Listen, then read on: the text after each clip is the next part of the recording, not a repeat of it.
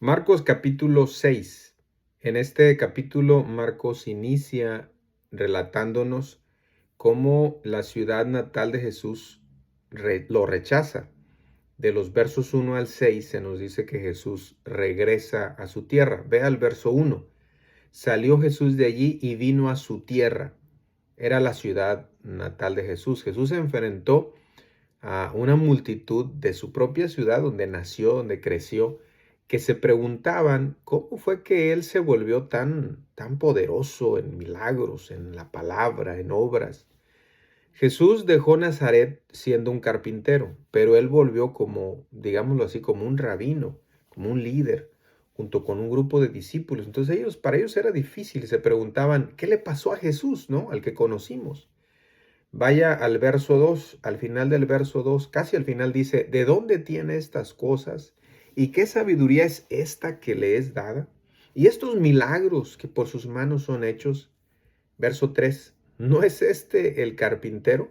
Es decir, era una manera de señalar a Jesús que no tenía un entrenamiento teológico, no era un cumplido.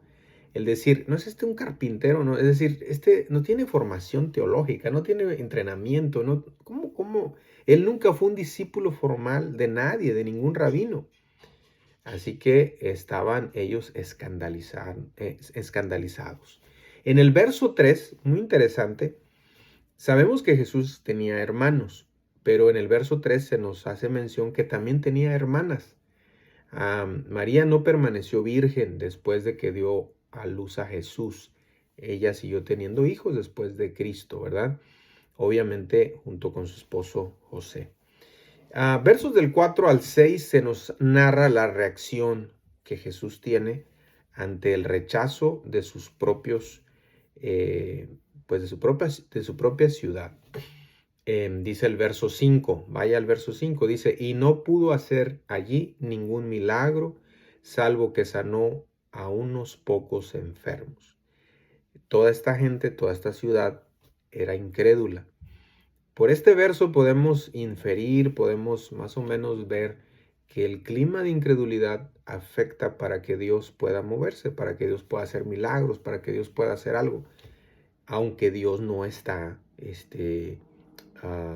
no depende si la gente cree o no. Dios es todopoderoso y aunque la gente no crea, Él hace lo que Él quiere. Pero repito, aquí Jesús en este ambiente de incredulidad no hizo muchos milagros, sanó a algunos pocos enfermos, ¿no? Así que siempre creamos, siempre tengamos ese corazón de niño que le crea a Dios. Versos del 7 al 13 se nos dice que allí junta a sus 12, sus 12 discípulos, sus 12 apóstoles, y los envía a predicar. Los envió de dos en dos y los envió a hacer lo mismo que él estaba haciendo, que era pues a sanar, a predicar y a liberar a los endemoniados. Los versos 8 al 11, ponga atención ahí, léalo bien, porque ahí les da instrucciones de los versos 8 al 11 y llama la atención que dice que si no los escuchan, deben salir de esa ciudad y sacudir el polvo que está debajo de vuestros pies. Esto nos enseña que como predicadores, nuestra responsabilidad no es cambiar la mente de las personas. Simplemente hay que presentar el mensaje de una manera entendible, pero si los oyentes no la reciben o no la quieren o no la creen, pues entonces hay que sacudir el polvo que está debajo de nuestros pies. Versos del 14 al 16. Ahí, de los versos 14 al 16, Herodes, que es el rey que está a cargo de Jerusalén, allí oye del ministerio de Jesús, se entera de Jesús y ¿saben qué? Cree que es Juan el Bautista resucitado. Mire este hombre tan pagano, ¿no? O sea, creyendo en la reencarnación y supersticiones. Bueno, ahí él cree que es Juan el Bautista resucitado. Y de ahí se toma Marcos para narrarnos cómo murió Juan el Bautista, de los versos 17 al 29. Versos 17 al 29 se nos narra cómo muere Juan el Bautista. Básicamente, Juan el Bautista murió por su valentía de reprender el pecado. Herodes encarceló a Juan porque lo reprendió por haberse casado con la esposa de su hermano, o sea, estaba en un adulterio claramente.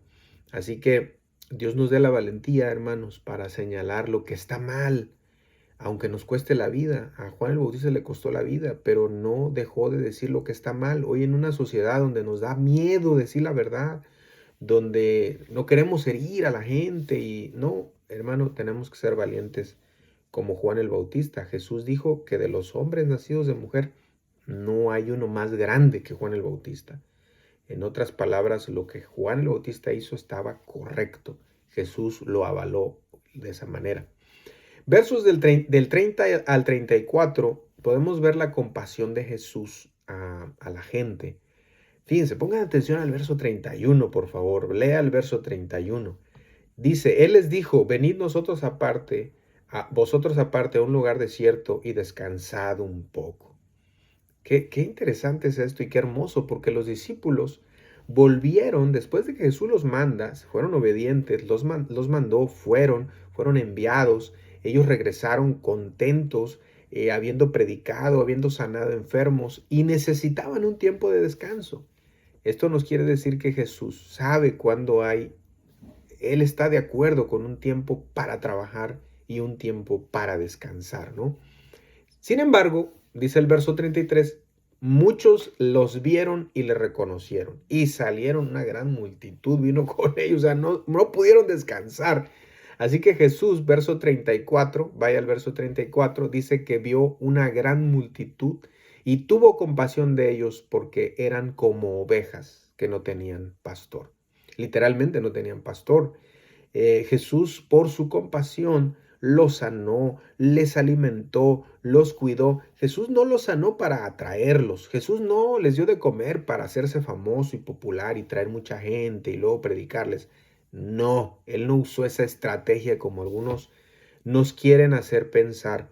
Jesús sanó a la gente por compasión. Jesús les dio de comer por compasión.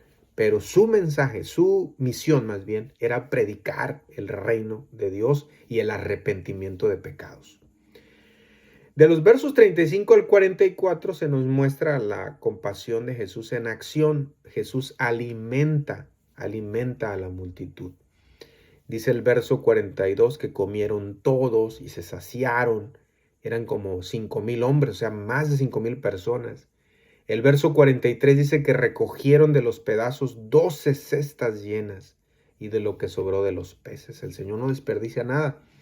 Él dio generosamente, pero no despilfarró lo que Él había dado. ¿No? Él cuida, así también nosotros debemos cuidar, no desperdiciar ninguna bendición.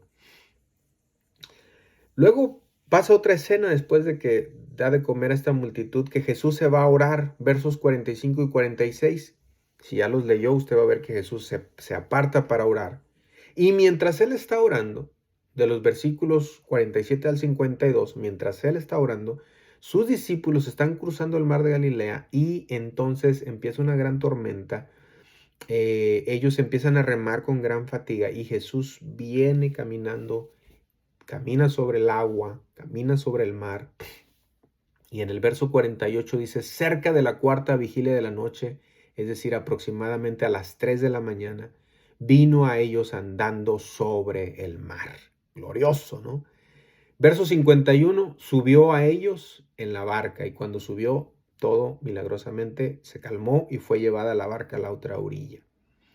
Versos del 53 al 56, y ahí terminamos.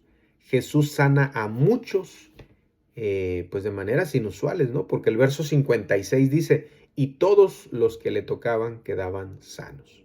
Bueno, hermanos, con esta descripción del ministerio de sanidad de Jesús, Marcos en este capítulo concluye una breve sección donde podemos ver el poder del Señor Jesús sobre las leyes de la naturaleza, sobre la alimentación. Él da alimento a 5,000, sobre que camina sobre el agua, sobre los enfermos que son sanados instantáneamente. Todo esto, hermanos, para decirnos que esto no es normal. Esto no es normal. Esto es el poder de Dios y solo que Jesús fuera Dios podía hacer esto. Conclusión, Jesús es Dios. Gracias, hermanos. Dios les bendiga.